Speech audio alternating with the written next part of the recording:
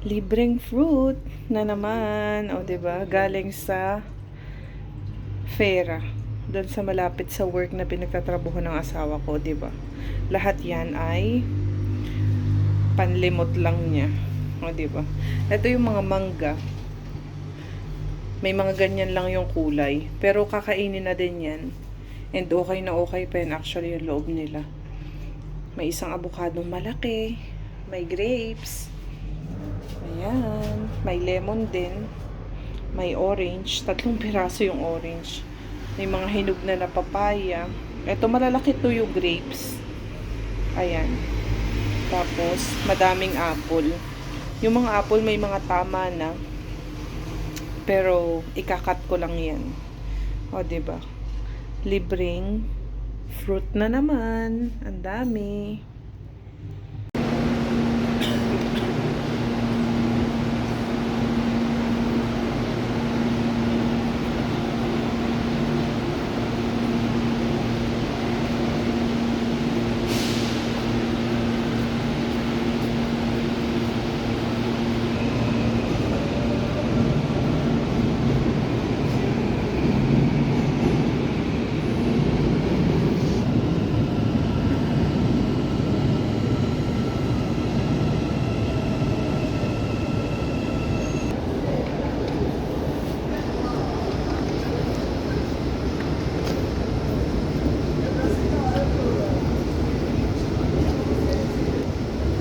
No people inside.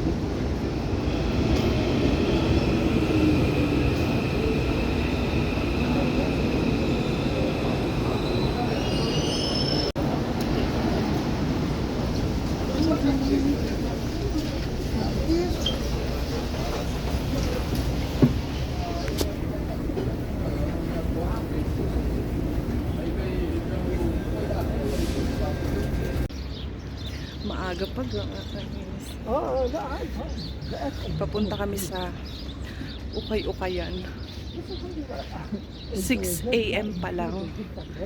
So, wala lang. Mag-walking kami. Today Sunday. Walang pasok si Mister. Kaya, pasyal-pasyal kami. Magtitingin kami ng mga used na gamit. Nag-ano lang kami, anong tawag doon? Nag-train lang. So, hinahapo ako kasi dito kami sa ibabaw ng tulay. Kita nyo guys, ayan oh. Nasa baba ng tulay, madami nang nagtitinda kahit maaga. Parang ano yata, hanggang 8 AM lang yata sila. Oh, may mga ano din oh. May mga bentahan din ng ref. Mga used washing machine. Ayan, oven. Kita nyo ba? Nakakatuwa naman. Ayan. Sabi nga ng asawa ko, kumpleto daw dito. Ayan oh. Ang dami. Masarap mamasyal kapag ganitong maaga. Wala pang araw. Ayan.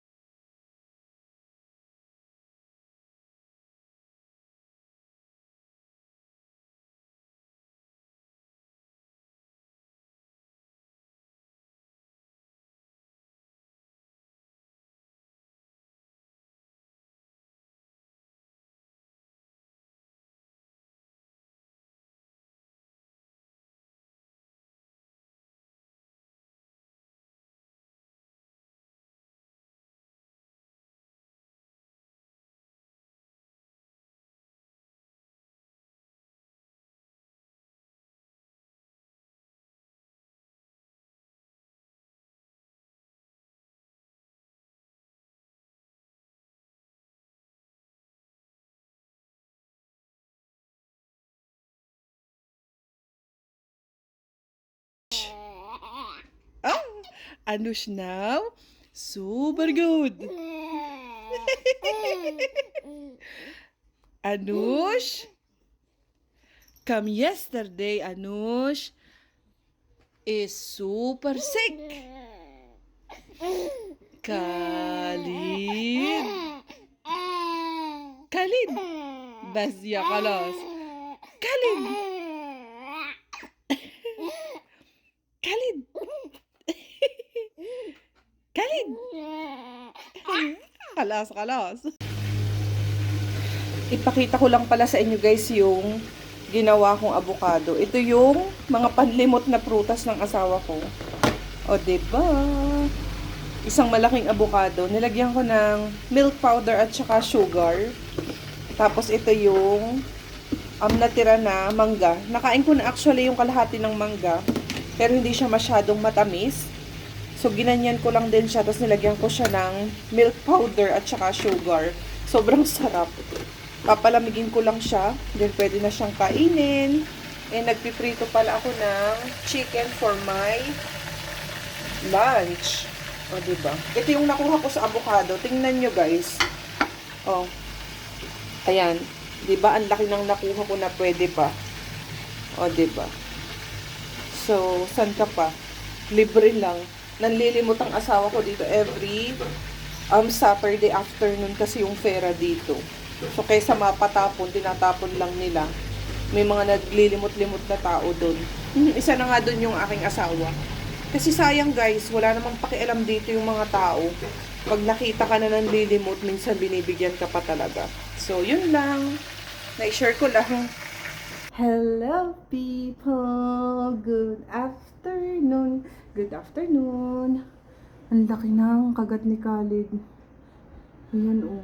Kita nyo ba? Wawa naman si Khalid. May kagat.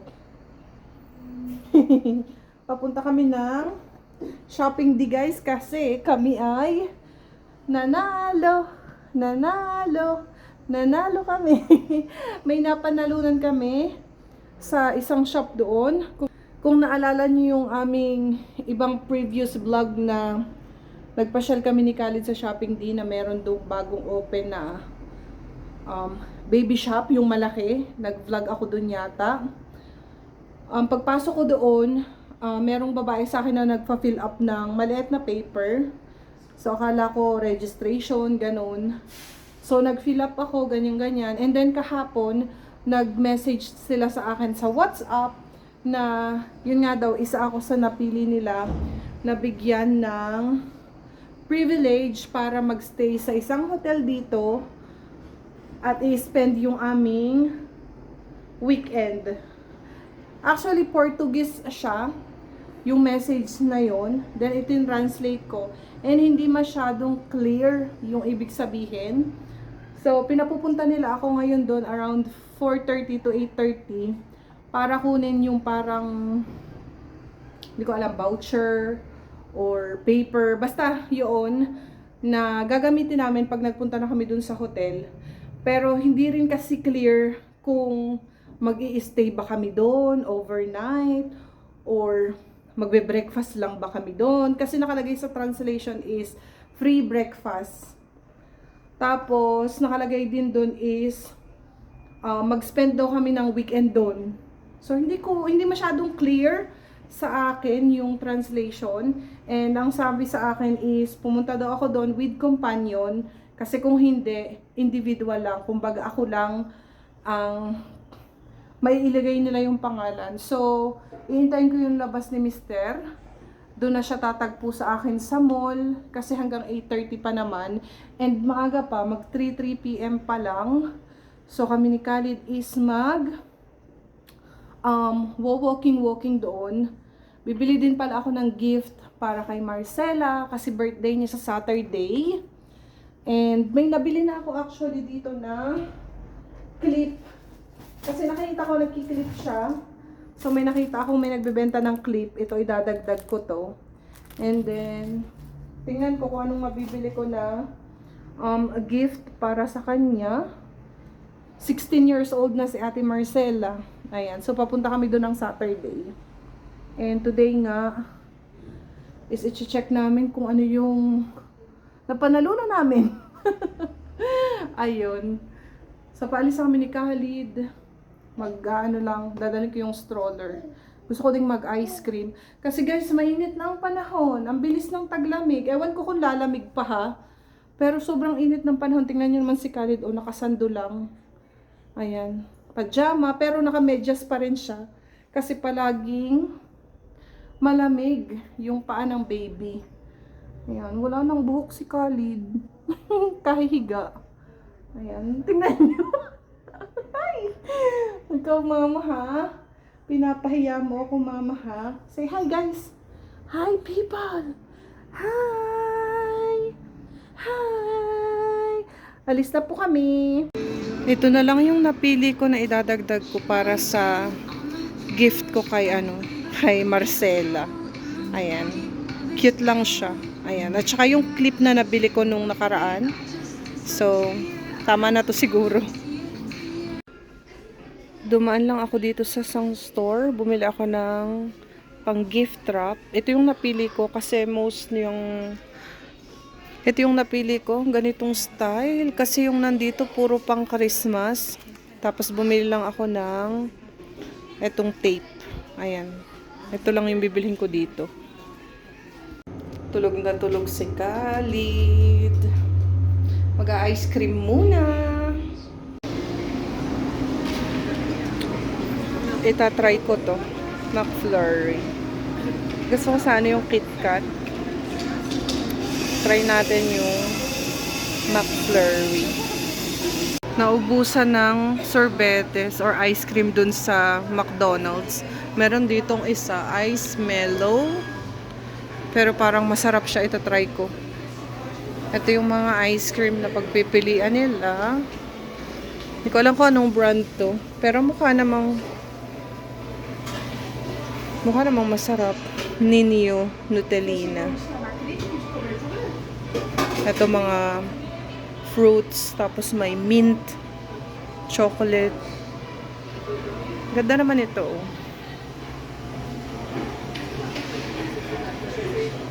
Ito pala yung iba. Ayan. May shake sila. Morango. Ito na lang. Mag-shake na lang ako. Oval. Parang Ovaltine to. Parang masarap, oh. Ito pa yung iba. Parang masarap siya. Ganyan. Pero hindi ako marunong. Parang self-service yata to. Magpapaturo ako. Di ako natuloy.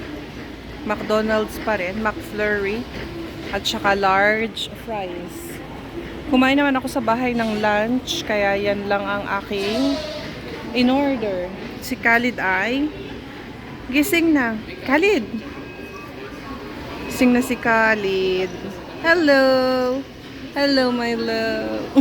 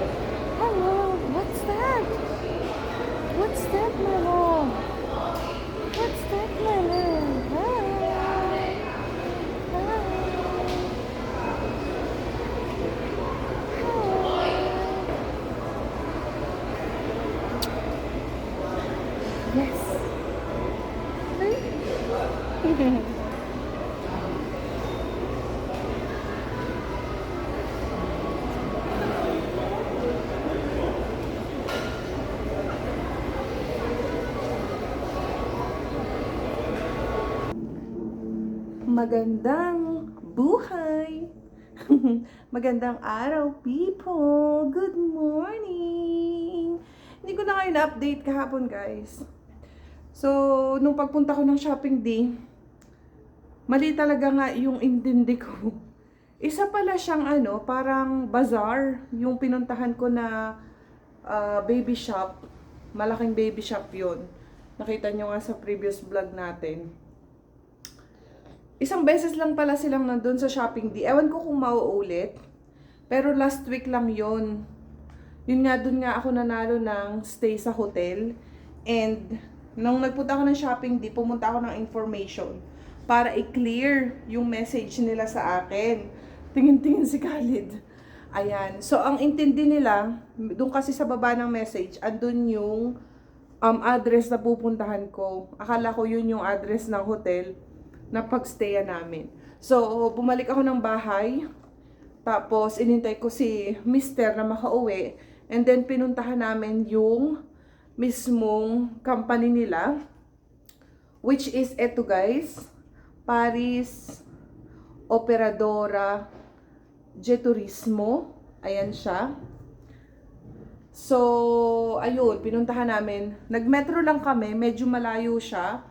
Pero at least isang line lang siya, Santa Cruz Metro. Malapit siya sa Santa Cruz Metro, 3 minutes walking lang. So ayun, ito lang yung binigay nila sa akin and nakalagay dito, hindi ko na ipapakita kasi andito yung information namin.